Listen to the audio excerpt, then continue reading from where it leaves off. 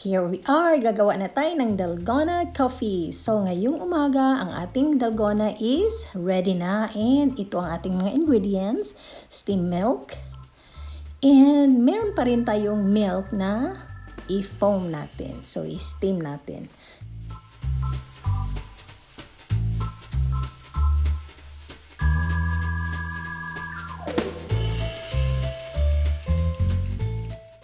Hugasan muna natin ang ating steamer. Ayan siya, guys. Ganito magawa ng steamed milk. Napakainit niya. So be careful kung may mga bata sa tabi-tabi dahil minsan hindi natin alam, baka mawasak, diba? Maluto tuloy kayo, mauna kayo sa dalgona. Okay, ganito siya, guys. I-press mo lang ang on. Ayan siya, magbubbles na ang steam dyan. Steam is very hot. So huwag kayong kumpiyansa dito. So ito na ang ating steam milk. Steam milk, guys, is ano siya, yung cold milk, and then i-steam natin dito para mag-init siya. And aside from that, magbigay siya ng foam. And then i-mix natin siya sa pinakulo natin na milk. So yan ang ating pinaka-base sa ating dalgona coffee. So ito siya, guys. Be very careful, guys, dahil ang steam niya is very hot. Ang milk natin dito ay magiging hot siya. And maraming foam na lalabas. So be careful. Pag malapit na siya sa bunganga, guys, you have to shut it down.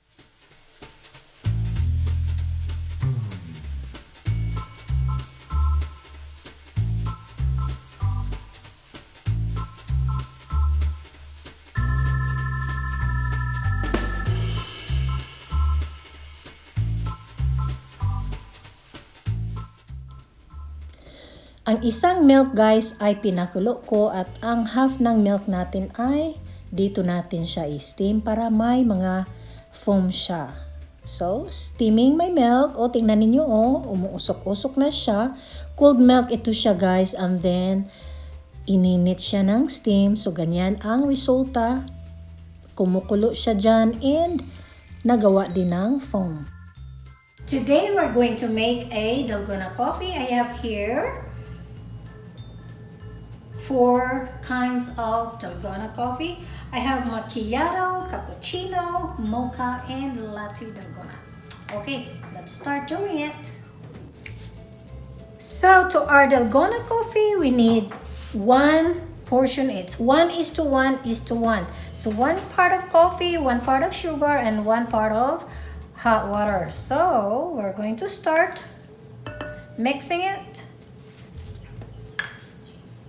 1 part of each.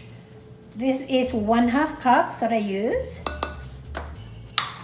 because you can save the dalgona, guys. So this is our warm water. If wala kayong electric beater, guys, ang gagawin ninyo ay bibili kayo ng whisk dahil si whisk ang magpa-foam ng ating dalgona coffee.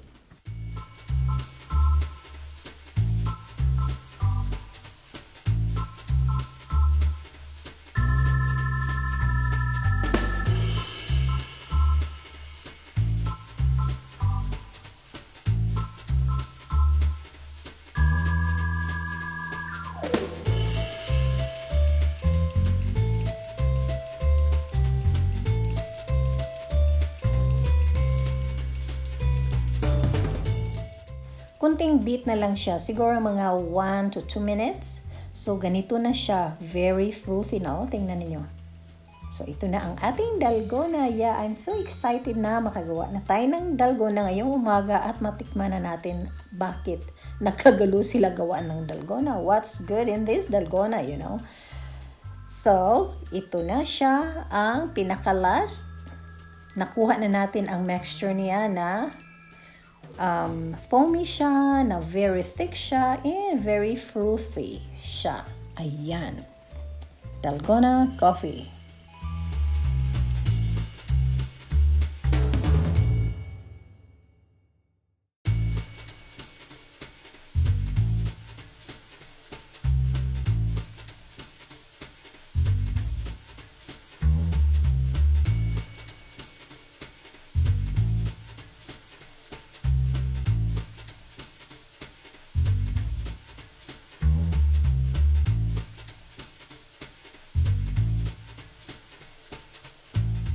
Ay, ay, ay. Tingnan ninyo, oh, nag-stain. Ayan si that, guys. Stain ni Dalgona. So, tapos na tayong gumawa. I-fold na natin ito siya. Ayan.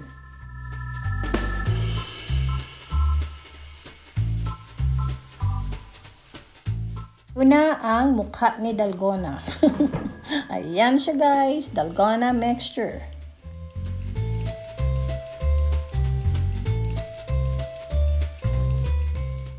Yay! Gagawa tayo ng coffee latte. Ito si latte, guys. Is steam milk lang and coffee. Pag gagawa ka na ng mocha, gagamit ka na ng chocolate. Pag dito naman sa cappuccino is milk-based lang yan siya and coffee. And pareho sila ni macchiato, steam milk and coffee. So ito ang Hershey's na ginamit natin para sa ating chocolate, guys.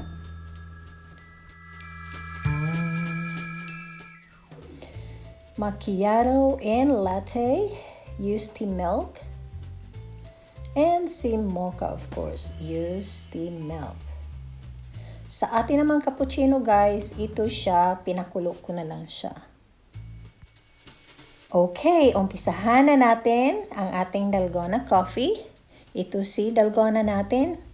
And ito ang syrup na gagamitin natin sa ating mocha. At ito si milk. So, ayan siya ang ating pinaka-base. Ito ang milk na may foam. And ito ang milk na may foam. Steam milk yan siya, guys, na ginawa natin. Ayan siya ang mga foam. So, si mocha at si latte at sa macchiato, foam yan siya. And cappuccino is just milk, steam milk. And unahin natin ang ating mocha, guys, dahil ilagay natin ang chocolate. Ayan siya. Siguro mga 2 tablespoon. 2 tablespoon. And unahin na natin ang ating steam milk. So, lagyan isa-isa dahil ang base nila ay steam milk, guys. So, ayan siya.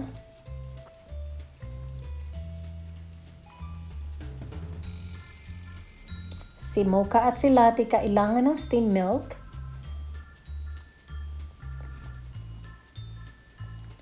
Si cappuccino kailangan ng steam milk.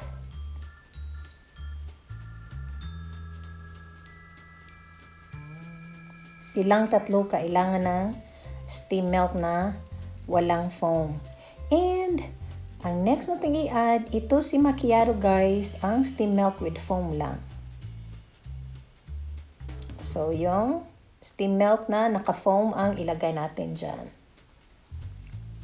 Yan. I don't know, for some reasons, experiment lang ito siya, ha. Ang ating macchiato is steam milk plus foam. So, ito siya. And then, after that, siguro, ilagay ko ito lahat dito na. And, ano na lang natin, guys. I-distribute na lang natin ang ating foam or milk dyan para dadami.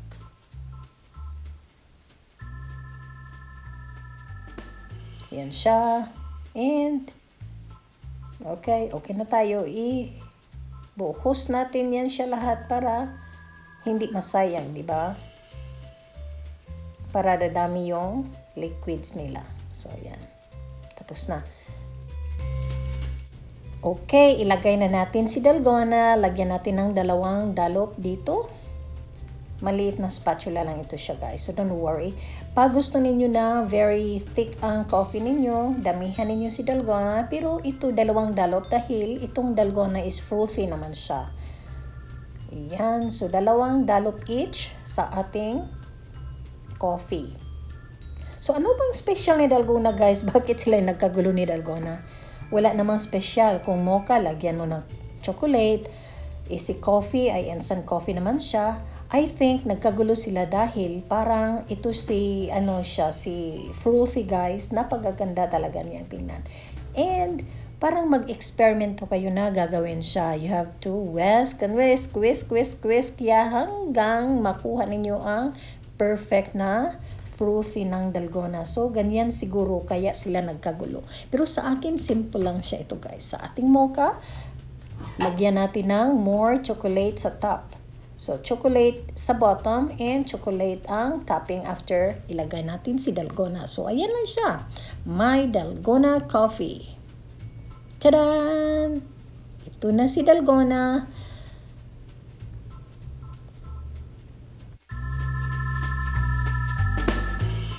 Taste test our dalgona coffee. So, we have here 4 teaspoons.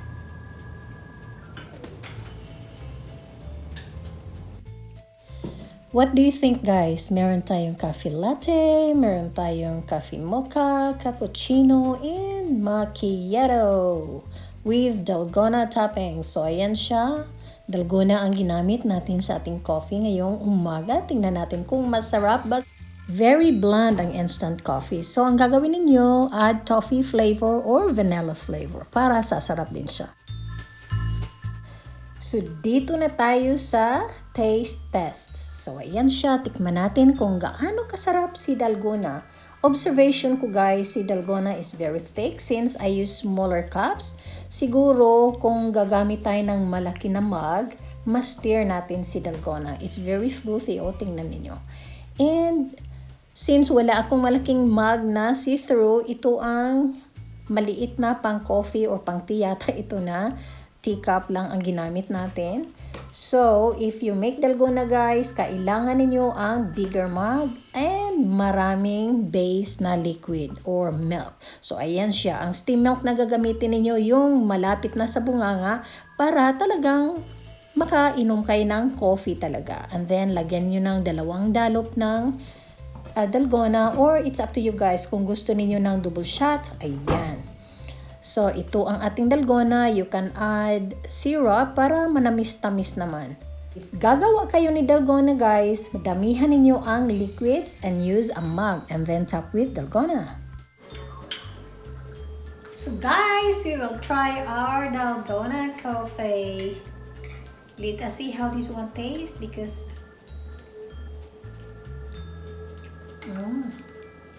if you want a mixture that is lighter, then just add 1 spoonful or 2 tablespoons. But if you want a real coffee, then add 4 tablespoons of dalgona coffee. It is really coffee.